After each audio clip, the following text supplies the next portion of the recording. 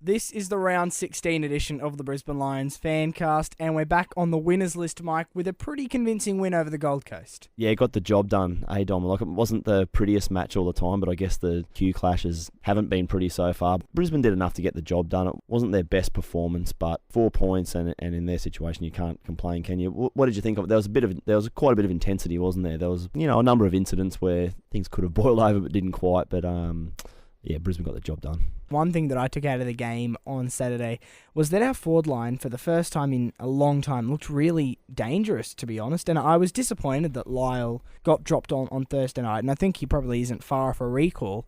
But, Merritt, Staker, Brown up there, it really is, it's old, but it's dangerous. I'm really torn on this one, Dom, and I probably have been for a lot of the season, because I know you and me have probably both wanted the young guys, maybe Cornelius early in the year or Steph Martin before he got injured, Jordan Lyle now. We've sort of wanted those guys to get more than 2 or 3 games before they got dropped, but they have been dropped, and we've got 3 experienced guys up there. They did function really well. And the only thing that concerns me is I think it's a little bit of a blight on those younger guys. Just concerns me looking at the future that the Lions and Michael Voss and the coaching staff have had to go back to those 3 older guys. As a fan, mate, how do you feel? Are you happy just to see the forward line functioning, or do you want to play the young guys at all costs? Same as you, I think. A bit foot in both camps at the moment. And I think that Lyle, he did kick 5 in the reserves, and that's another positive showing by him.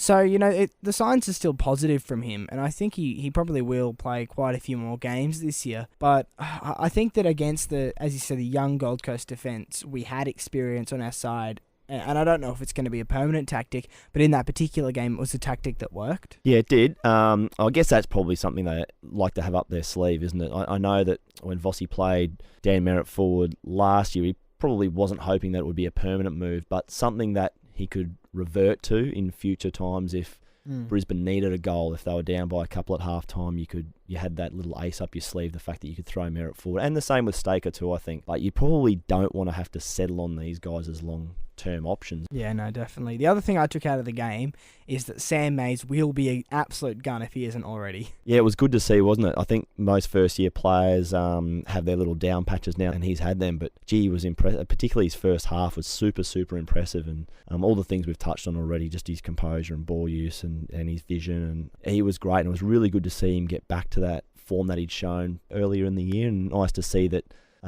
he's not running out of legs as the season goes on. So, yeah, I think you make a good point there. He was terrific. I think it was actually his best game for the club. In other games he's shown good patches, but in this one he actually dictated a play on many occasions and obviously kicked his first goal. So, I've been someone who's seen a lot of potential in Mays, and only on Saturday I really started to see that he wasn't just a good young player out there, but he was one of our best players out there, and that's a really exciting sign to see from a first-year player. Yeah, he'll probably start getting a little bit more attention. Obviously, most clubs, unless your name's Jager O'Meara, most clubs don't know much about opposition's first-year players. So once they start realising that Sam Mays is not only a good player, but he's a damaging player, they'll probably put a little bit more time into him, and we'll have to see how he handles that. But he's probably got a little bit more leeway left yet. Clubs aren't going to put too much work into him just yet, and hopefully he can settle in and keep being that influence as you've touched on there. Definitely. Now, an interesting conversation I was having with a friend after the game on Saturday was where our best and fairest would currently sit. Now, I think it's hard to separate the pack too much apart from maybe a top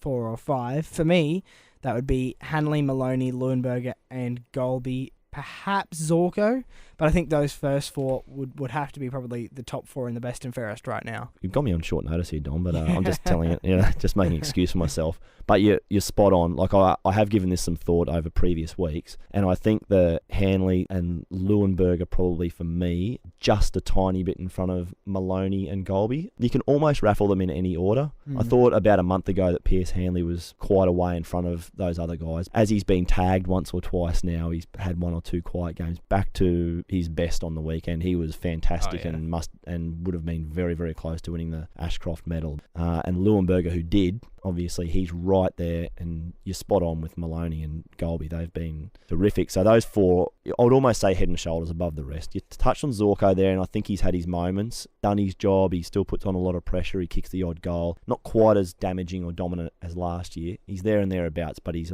a ways off those front 4. Anyone else you can think of? I guess everyone, like the team, they've been a bit up and down, haven't they? Exactly. Different players. Yeah. It's hard to think of consistent performers who've been there all along. You could say Patful, but his start to the year wasn't his best. Adcock probably in a similar boat. And then the Stars, Merritt, hasn't played every match, so it's really hard to separate beyond that. And it's a pretty good effort by Golby if he is in the top 4, because we've seen really promising signs from him, but he's now stepping up as one of our most important players, and that's a really good sign to see. He is, and I think I've mentioned this once before on this show, so sorry if I'm harping on again, but once Josh Drummond retired last year, he's a different player to Josh, obviously, but just that similar sort of impact coming from half back. I guess we were looking for a guy that can use the ball well and launch your attack from that back half, and he's definitely been the guy that's done that. His ball use is, I would say it's terrific. He's a very good ball user, Golby, and we've seen his defensive side as well. Looking forward now to the North Melbourne game, round 4 would have to be pretty fresh in their memories, wouldn't it? The 63-point loss, it's the heaviest loss the Brisbane Lions have ever faced against North Melbourne. I reckon there is an element of revenge this weekend. You'd like to hope so, because I think that match and the Western Bulldogs, there's been a few disappointing matches this year, but those two for me stand out. That was just a shocking first quarter against North Melbourne. The game, I think it was 5 goals 10 to a goal or 1 goal 2 or something at quarter time. North Melbourne could have led by 10 goals at quarter time, and Brisbane was probably lucky they didn't. They barely got their hands on the ball. If revenge isn't in their mind, it should be, and putting in a better performance, because that was about as low as I think Brisbane's got this season, that performance. Similarly to us, though, I think North Melbourne have been relatively inconsistent this season, so you just don't know which North's going to show up. For the same count, you don't know which Brisbane's going to show up. If a team can expose you, North Melbourne's definitely one of them. They can rattle up scores pretty quick, can't they? And they play very quickly. They play probably fairly similar to Geelong in some respects.